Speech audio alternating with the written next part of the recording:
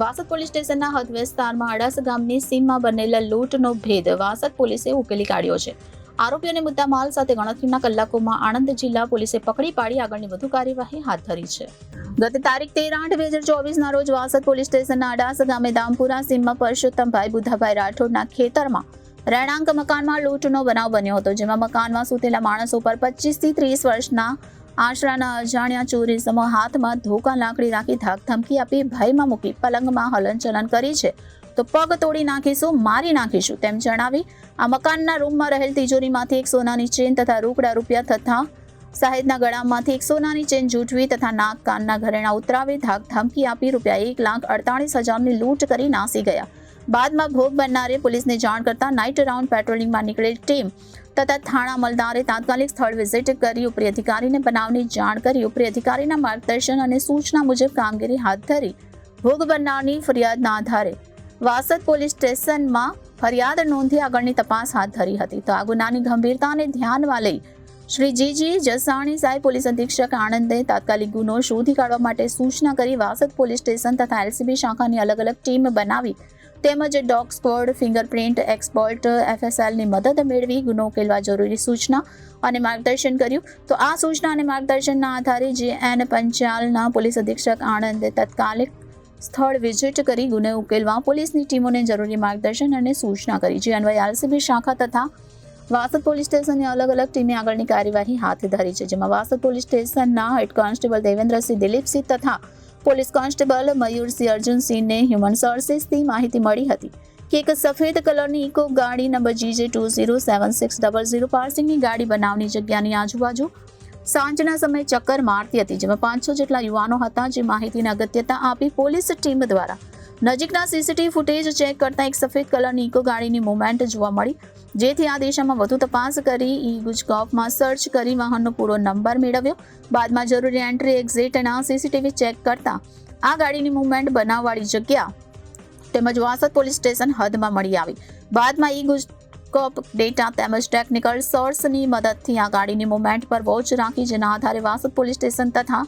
LCB આણંદની team દ્વારા ગાડી સાથે કુલ 5 આરોપીઓને હસ્તગત કરી યુક્તિ પ્રયુક્તિથી પૂછપરછ કરતા ગુનો કરવાનું જણાવ્યું હતું, જે આધારે કાયદેસરની કાર્યવાહી હાથ ધરવામાં આવી છે. તારીખ 13/8/2024ના રાત્રિના 1 વાગ્યાથી લઈ અને 1:15ના સુમારે વાસદ પોલીસ સ્ટેશનની હદમાં આવેલ અડાસ ગામના દામપુરા સીમમાં પરસોત્તમ બુધાભાઈ રાઠોડના ઘરમાં 4 જેટલા 25 થી 30 વર્ષની ઉંમરના ચોર લૂંટારાઓએ મોઢે બુકાની બાંધી તેમના ઘરમાં પ્રવેશ કરી લાકડી અને દંડાથી પરસોત્તમ બુધાભાઈ રાઠોડ, તેમની પત્ની તથા તેમની દીકરીને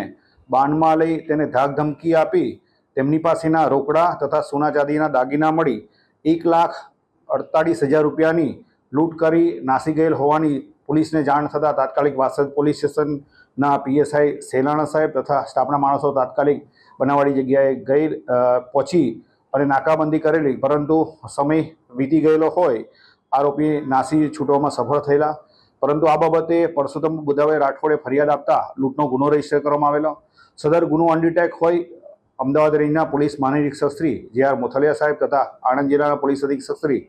જસાણી સાહેબે આ ગુનો ડિટેક્ટ કરવા માટે એલસીબીના PI PB જાદવ તથા PSI ST પટેલ તથા વાસદ પોલીસ સ્ટેશનના PSI સેલાણા સાહેબની અલગ અલગ ટીમો બનાવી આ ગુનો ડિટેક્ટ કરવા માટે જરૂરી સૂચના આપેલી. આ બાબતે અમોએ ગુનાવાળી જગ્યાની વિઝિટ કરી અને PSIને જરૂરી સૂચના આપેલ, જે અનુસંધાને હકીકત મેળવતા આ ગુનાવાળી જગ્યાની આજુબાજુમાં કોઈ પણ આવા ચોર લૂંટારોની કોઈ હકીકત છે કે તે બાબતે ચેક કરતા વાસદ પોલીસ સ્ટેશનના અનામ હેડ કોન્સ્ટેબલ દેવેન્દ્રસિંહ દિલીપસિંહ તથા અનામ પોલીસ કોન્સ્ટેબલ મયુરસિંહ અર્જુનસિંહને હકીકત મળેલ કે જે રાત્રિના સમયે લૂંટ થયેલી હતી તે સમયે રાત્રિના સમયે GJ20 પાસિંગની સફેદ કલરની ઇકો ગાડીની મૂવમેન્ટ જાણવા મળેલ છે. આટલી હકીકત જાણ થતાં વાસદ ટોલ નાકાના સીસીટીવી કેમેરા તેમજ આણંદ જિલ્લાની આજુબાજુમાં જેટલા પણ ટોલ નાકા આવેલા છે તે જગ્યાએ સફેદ કલરની GJ20 પાસિંગની ઇકો ગાડીની ચેક કરતા GJ20 પાસિંગની 7600 નંબરની ગાડીની હકીકત મળેલી અને તેનું ગુનાવાળી જગ્યાની આજુબાજુમાં એની મૂવમેન્ટ જણાવતા આ બાબતે ઈ-ગુજકોપની અંદર સર્ચ કરી અને માલિકનું નામ સરનામું મેળવેલું. ત્યારબાદ આ માલિકની પૂછપરછ કરી આ ગાડી કોણ કોણ લઈ ગયું છે તે બાબતે હકીકત મેળવી ત્યારબાદ ઇલેક્ટ્રોનિક સર્વેલન્સ અને હ્યુમન રિસોર્સિસનો ઉપયોગ કરી આ ગુનામાં સંડોવાયેલ 5 આરોપીઓને